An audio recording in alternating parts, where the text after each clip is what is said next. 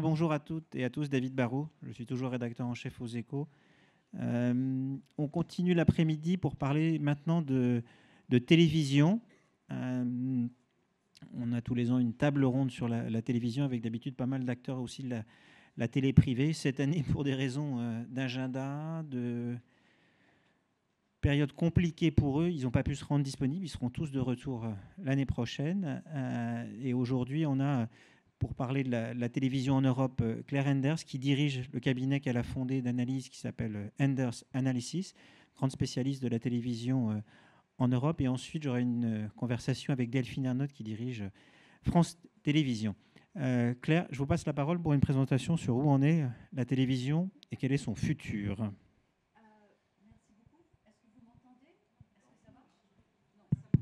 Celui-là marche. Celui-là marche. Ouais, marche. OK, voilà. Alors, merci aux Échos. Je suis dévouée à ces réunions. Je viens depuis pas mal d'années, l'année passée par Zoom. Et alors, mon rôle est toujours de vous apporter des éclaircissements que je suis sûre que vous êtes toujours à la page de ce qui se passe partout dans le monde, mais surtout dans mon pays qui a eu un changement absolument abrupt de stratégie sur le service public. Depuis que Jeremy Hunt est devenu chancelier et que Liz Truss s'est effondrée dans une crise financière absolument titanique. Nous sommes dans une phase complètement différente que nous étions il y a un an. Et d'ailleurs, je vous le dis, depuis 12 ans, enfin, moi je fais cette campagne pour le service public depuis 35 ans, mais depuis 12 ans, c'était comme un bombardement journalier, surtout avec le ministre de la Culture Nadine Dorries, avec le populisme, avec le désir des populistes de contrôler les médias. Et d'ailleurs, vous savez, la fin de la redevance, la fin de la BBC, la privatisation de Channel 4, tout ça, c'était des sujets absolument journaliers et sans cesse. Naturellement, on a commencé le mandat de Boris avec le concept que Netflix avait les réponses à toutes les questions possibles, et même des choses que je vous raconte qui sont ahurissantes, comme Monsieur Rupert Murdoch demandant que la BBC soit annulée, que Monsieur Trump demande à Boris de fermer l'accès au site de la BBC aux États-Unis parce qu'il donnait des informations impartiales. Mais voilà, nous sommes maintenant dans une autre phase. Depuis, comme tous les lecteurs des Échos le savent, nous sommes très, très bien établis dans une chute libre de l'intérêt des marchés dans les streamers et naturellement dans les pure streamers comme dans les autres. Et naturellement, la crise a causé un plafonnement, mais aussi autre chose. Simplement que de dépenser des sommes immenses ne touche pas les cœurs des personnes dans leur foyer.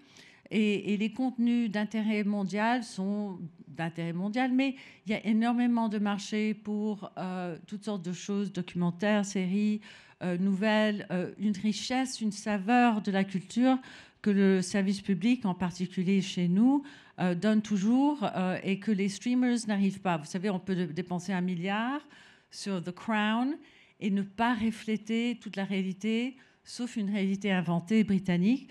Et en plus, je dois dire, ça montre l'effondrement absolu de l'intérêt.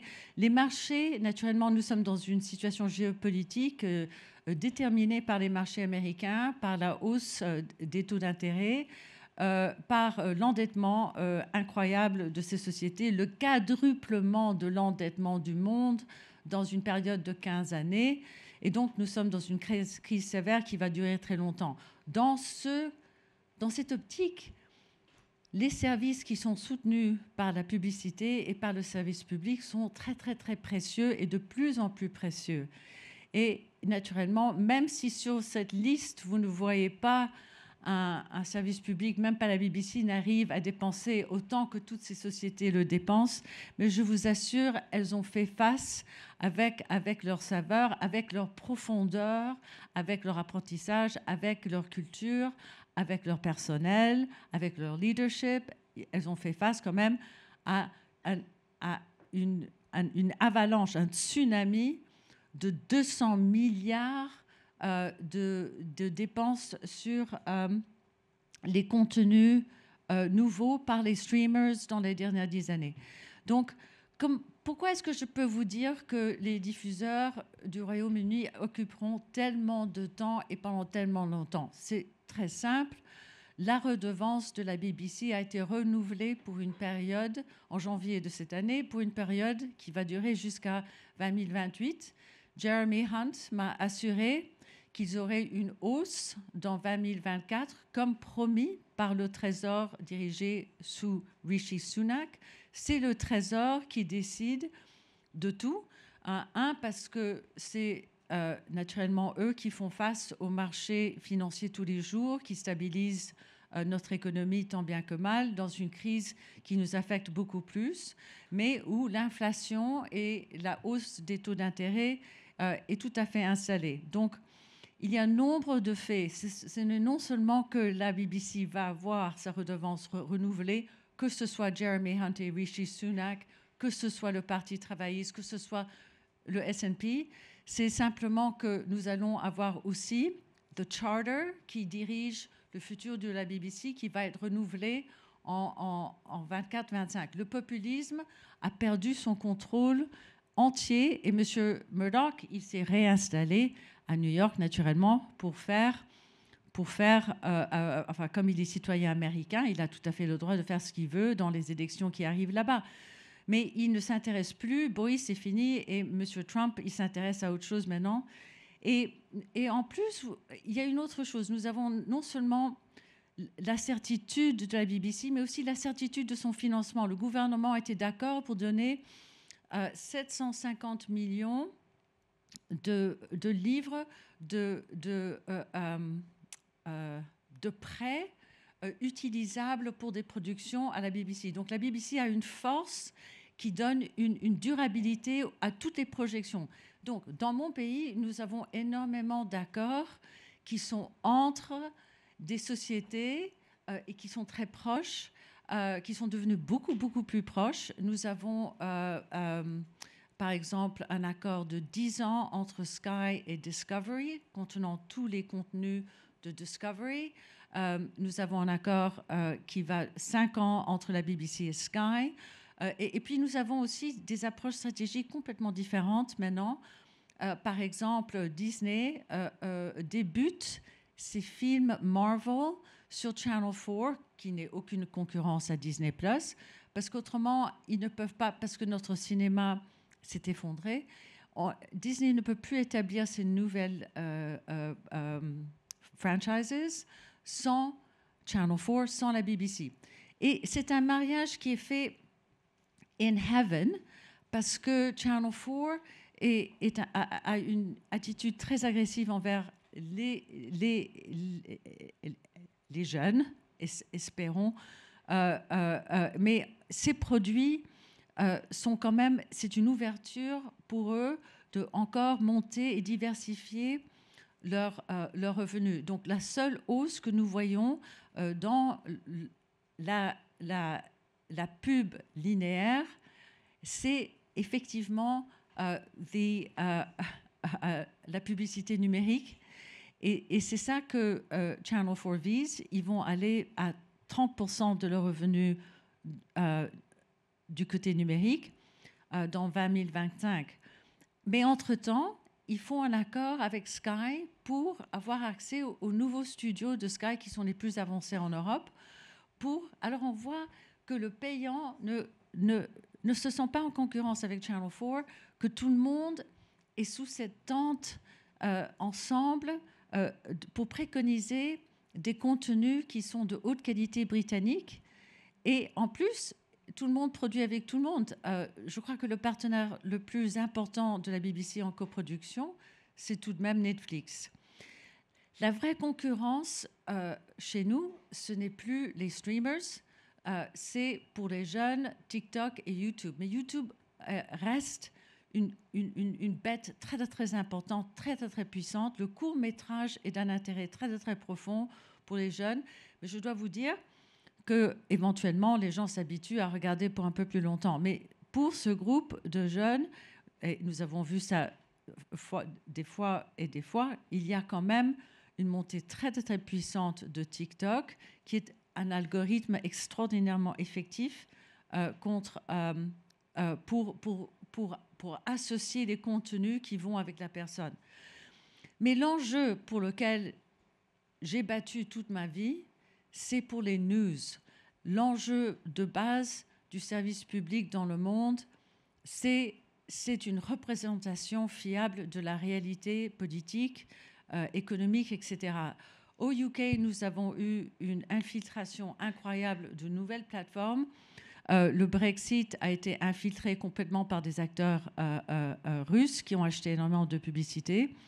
Donc, pour moi, ça m'a donné la chance d'avoir un argument beaucoup plus important pour la mission centrale de la BBC, qui est de porter son message au monde et de ne rien coûter pour tout le monde. Et pour vous dire qu'aujourd'hui, la voix totale de la BBC, c'est environ 1,5 milliard de personnes par semaine, mais il y a énormément d'intérêt dans toute forme de news. Et je suis certaine que nous voyons ce changement subtil qu'a vu The Reuters Institute, un souffle beaucoup plus important, puisque 75% du monde n'a pas de presse libre, justement parce que ces news qui sont à la base du service public mondial et dans toutes les langues, ça c'est la base du service public. Et maintenant, nous savons qu'en tout cas, chez la BBC, il est sain et sauf pour une génération. Alors, ce que je vous en prie, c'est de regarder les Olympiades et de travailler tous ensemble pour que ce soit le succès que ça a été au UK et de travailler ensemble pour donner une génération encore au service public français. Merci. Merci Claire. Ouais. Merci. Je vous propose peut-être de redescendre là-bas. Merci, faites attention. Je vais peut-être donner celui qui marche. Allez-y. Celui-là ne marche Oui, pas. il va marcher. Delphine Ernotte. Attention, prenez place. Delphine qui est à la tête de France Télévisions depuis 2015 et qui a été élue pour un deuxième mandat en 2020.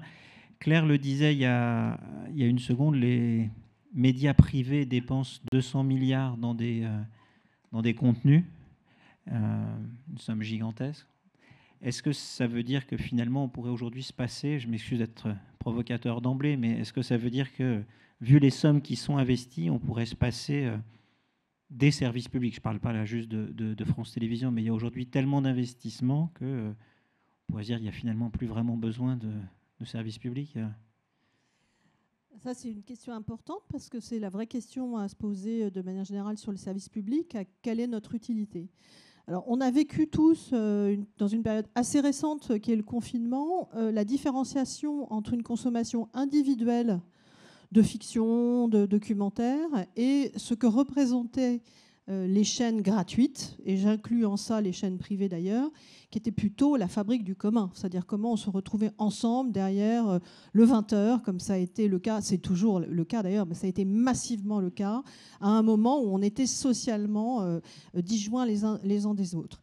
Et je pense que derrière cet exemple-là, on a la différenciation entre des plateformes, que ce soit des réseaux sociaux d'ailleurs, ou des plateformes de contenu, qui proposent une expérience formidable, mais certes encore très individualisée, avec les médias qui font un autre métier et qui fabriquent la réunion, qui proposent des débats, qui proposent d'exposer en fait tout un chacun à des idées qui ne sont pas forcément les siennes, à des débats où il peut avoir un intérêt à écouter ce que quelqu'un qui ne pense pas la même chose que lui peut dire sur un plateau de télévision, et qui permet finalement, au fond, à la fin, de rassembler dans une forme d'unité nationale les différentes nations que compose l'Europe. Et pour ça, on a besoin à la fois de médias privés et de médias publics.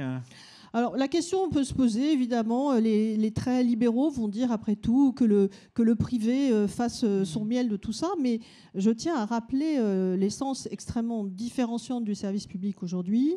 Sur le service public, vous avez une offre culturelle qui est absolument incomparable et qui ne se trouve pas du tout sur les chaînes privées. Vous avez des missions de service public. Absolument, mais très concrètement pour les gens, parce que les missions, c'est un peu flou. Donc moi, je parle de choses concrètes. Donc, des pièces de théâtre, des opéras, des ballets, du hip-hop.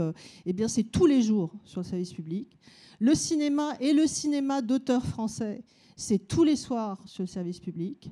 L'information indépendante dont on ne peut pas dire une seule seconde qu'elle est dictée par tel ou tel intérêt économique et politique, c'est tous les jours, 24 heures sur 24 sur le service public. Voilà, donc ça, c'est extrêmement différenciant. D'ailleurs, les gens le voient. Quand on interroge, nous, à intervalles réguliers, les téléspectateurs en général, pour savoir à qui ils font confiance en matière d'information, ils classent les télévisions et radios du service public très très loin devant les télévisions et radios privées.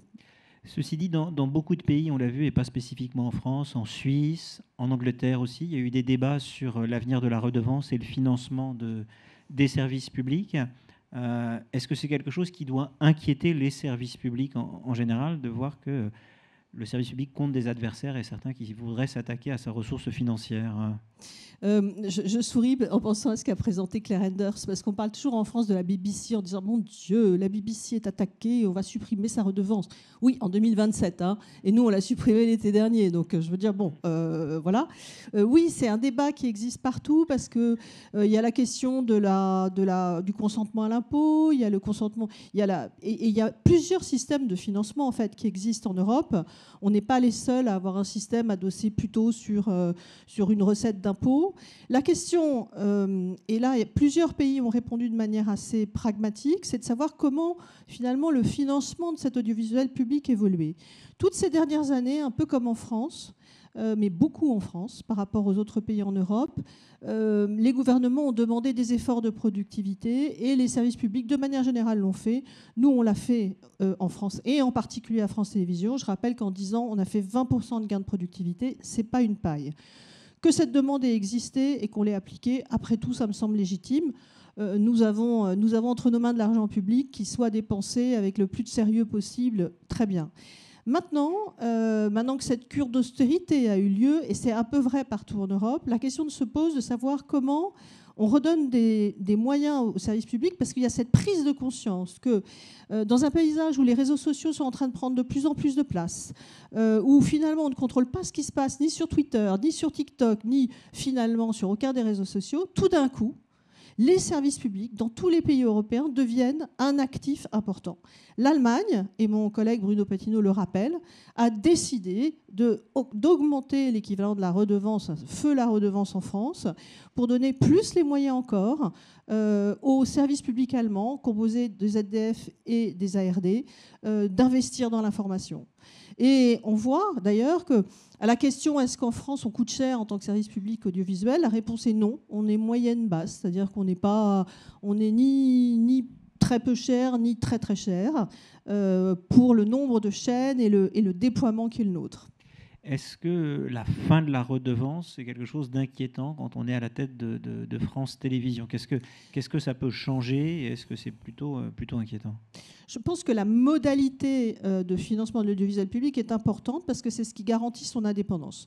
Donc le débat qu'il y a eu cet été et la décision finalement qui a été non pas de budgétiser mais d'asseoir une partie de la TVA était un bon débat et qui a débouché sur une solution qui me semble meilleure que la budgétisation qui là pour le coup emporte une forme d'un... Il aurait fallu revoter régulièrement. Ouais. C'est pas tellement le fait qu'il faille revoter, parce qu'au fond, c'est normal que le Parlement, et c'est dans la Constitution, décide tous les ans du budget alloué. Mais en revanche, que Bercy ou l'administration ne puisse pas, sans que ce débat soit porté devant le Parlement, décider d'une coupe budgétaire ou d'un gel budgétaire en cours d'année, ça semble néanmoins important pour préserver l'indépendance. Mais le deuxième élément d'indépendance, c'est la prévisibilité du financement. Comment on va être financé l'année prochaine et l'année qui suit pour pouvoir au mieux piloter les investissements que toute chaîne réalise pour acquérir des droits sportifs, pour lancer des développements d'une fiction. Et ça, c'est au moins aussi important. Donc, ce qui a été décidé pour l'instant et qui n'est pas complètement satisfaisant, c'est de prolonger d'1 an le plan stratégique tel qu'il était défini. Mais la ministre de la Culture s'est engagée à ce qu'on ait une discussion rapide pour que le service public français puisse se projeter à 4-5 ans au-delà et donc continuer son travail. Il faudra retrouver une visibilité. Ah, c'est essentiel.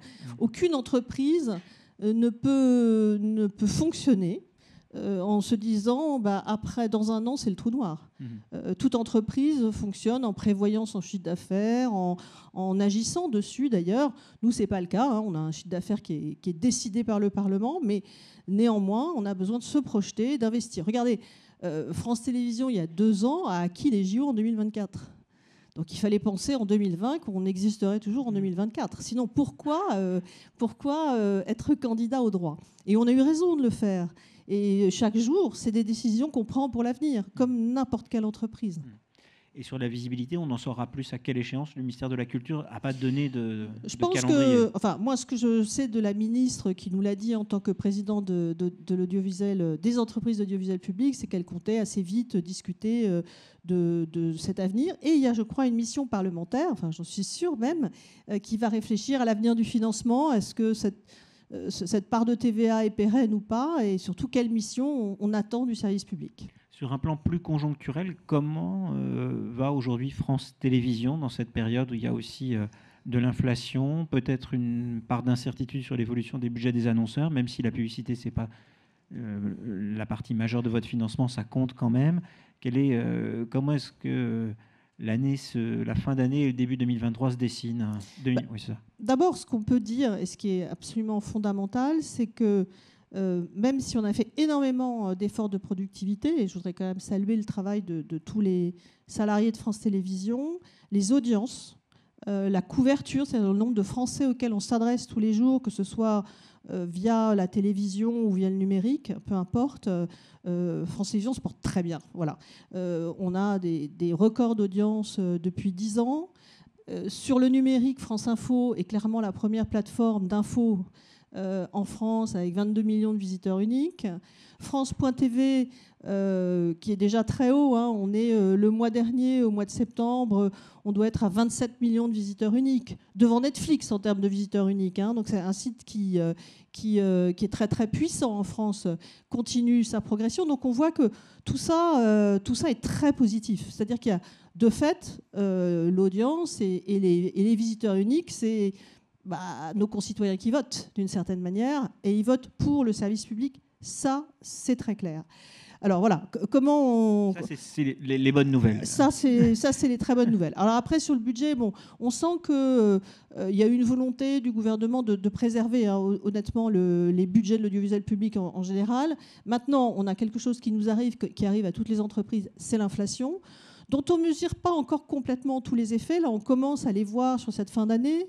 Il y a un effet retard en plus, on sait, sur l'inflation. Donc on sait déjà là que avec le budget qui nous a été alloué et qui est en hausse, donc je le redis, donc il n'y a pas de volonté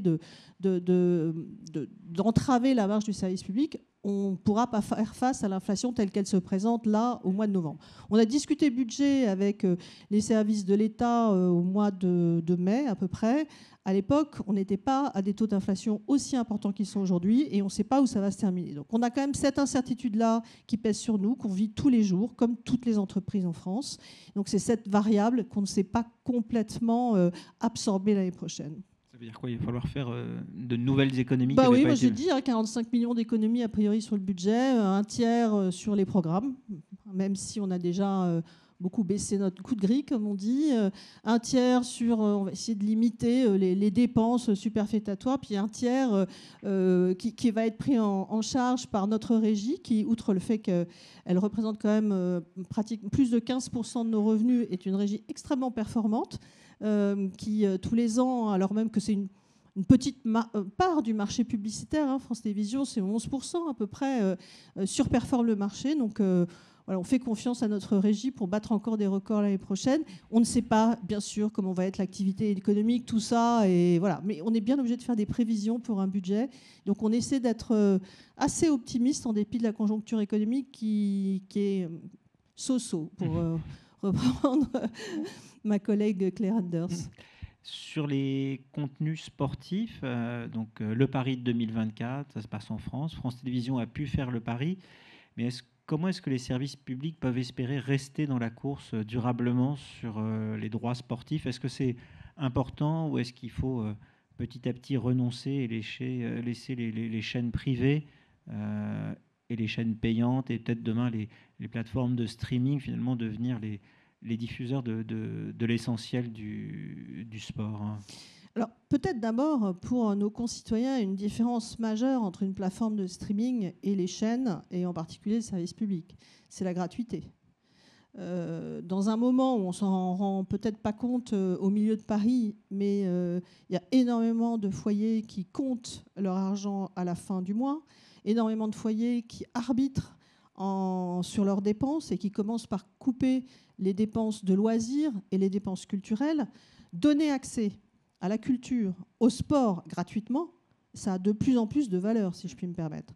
Donc être sur une plateforme payante ou en accès gratuit, c'est quand même pas la même chose. Donc on ne parle pas de la même chose. Ça n'est pas non plus la même chose en termes de visibilité. Et d'ailleurs, je crois que les fédérations s'en rendent compte. La puissance du service public pour donner accès à tous à des compétitions, c'est aussi la publicité sur la compétition. C'est aussi important pour les sponsors qui soutiennent cette compétition. Enfin, c'est positif dans une économie d'ensemble. Alors après, est-ce que privé, public, toutes les compétitions ne sont pas rentables. Toutes les compétitions, celles par exemple qui se passent au cœur de l'été, comme les JO, je ne suis pas sûre que ça passionne les chaînes privées qui ont besoin systématiquement de monétiser parce que ce n'est pas au mois d'août au mois de juillet que la publicité est la plus haute. Donc je pense que l'utilité des services publics, là, se vérifie. Il y a beaucoup de compétitions qui ne trouveraient pas forcément preneurs ou pas forcément preneurs à ce prix-là s'il n'y avait pas les services publics en Europe. Mais est-ce que l'avenir, c'est de réduire la part du sport sur France Télévisions ou il faut diversifier, ouvrir à de nouveaux sports? Alors, c'est ce qu'on a beaucoup fait et qu'on continue à faire. Par exemple, le sport féminin a été un terrain formidable pour France Télévisions. Alors, plus on rend des sports populaires et plus, en fait, les droits augmentent et il nous arrive de nous les faire piquer par d'autres, mais ça, c'est pas grave, c'est la vie. On continue à jouer ce rôle de défrichage. Et puis, on a nos grands rendez-vous qui sont quand même sécurisés pour pas mal d'années et qui sont des marqueurs. Le Tour de France, c'est Tour de France égale France Télévisions ou France Télévisions égale Tour de France. Qui va consacrer autant de chaînes, autant de temps d'antenne, autant d'énergie à faire découvrir chaque village, la France, en même temps que la compétition sportive. Donc voilà. Sur l'information, dans cette période actuelle où on vit à l'ère aussi des fake news et d'un monde qui se divise sur TikTok, est-ce que la stratégie ou est-ce que ce que doit faire France Télévisions en matière d'information, est-ce qu'il faut que ça devienne une nouvelle priorité? Est-ce que ça l'était? Qu'est-ce qu'il faut changer sur le front de l'information? Alors, l'information est centrale, c'est le poumon actif tous les jours, le cœur qui bat tous les jours de France Télévisions. Que ce soit à Paris, en région, outre-mer. Vous savez qu'on a plus de la moitié de nos effectifs qui sont hors Paris, qui sont en région ou outre-mer. L'information, c'est le cœur battant de France Télévisions. Donc, de toute façon, ça a toujours été et ça restera notre priorité. Alors, c'est d'autant plus important que, d'abord, on a des journalistes qui sont formés, qui obéissent à un code de déontologie, qui travaillent et qui sont payés pour prendre du temps pour travailler avant d'exposer un sujet. Donc ça, c'est la première différence avec ce qu'on peut parfois trouver sur les réseaux sociaux. Une opinion n'est pas une information. La deuxième chose, c'est que je pense que oui, on a des choses à faire. Notamment, on a un énorme projet là sur lequel nous travaillons, qui est de régionaliser, de mettre en région, c'est-à-dire de déparisianiser l'information de France 3 et de faire présenter et concevoir d'une certaine manière les journaux sur France 3 à partir de chaque des 24 antennes régionales, comme c'est le cas aujourd'hui outre-mer, où France Télévisions opère les chaînes les premières, radio, télé et web, et les journaux télévisés en Guyane, à Wallis et Futuna sont bien opérés depuis la Guyane et Wallis et Futuna. On va faire la même chose pour les régions françaises. Donc ça, c'est un énorme pas vers un décentrage de Paris vers les différentes régions. C'est très attendu de nos téléspectateurs.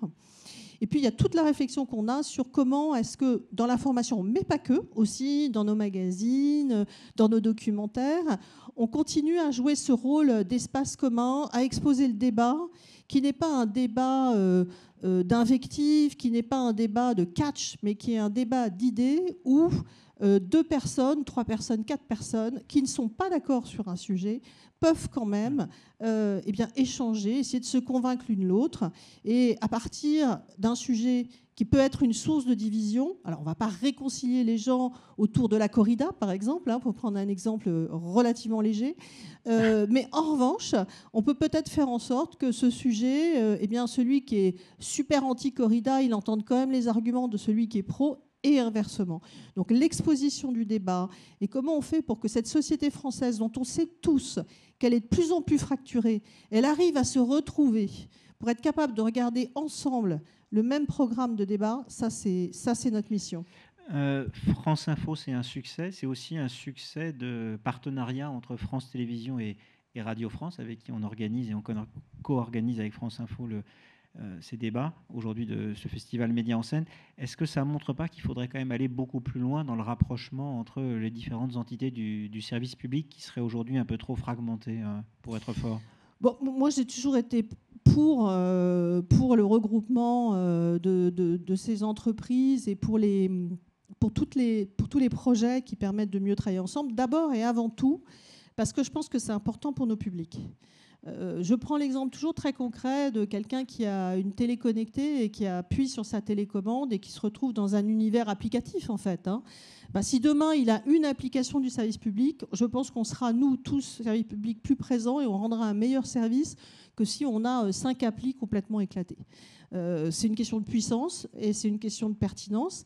Et c'est aussi être capable sur une thématique donnée, je ne sais pas, quelqu'un qui regarde un documentaire sur les violences aux enfants, j'en parle parce que c'est la semaine des droits de l'enfant, il puisse aussi avoir l'interview sur Inter du juge Durand ce matin, ou bien une série de podcasts qui va traiter de ces questions-là, parce que c'est ce qui l'intéresse, et donc lui donner à voir, ou encore une archive de l'INA, parce que c'est lui donner à entendre et à voir tout ce qui a trait à ce qui l'intéresse, et aussi lui montrer la profondeur et la richesse du service public réuni.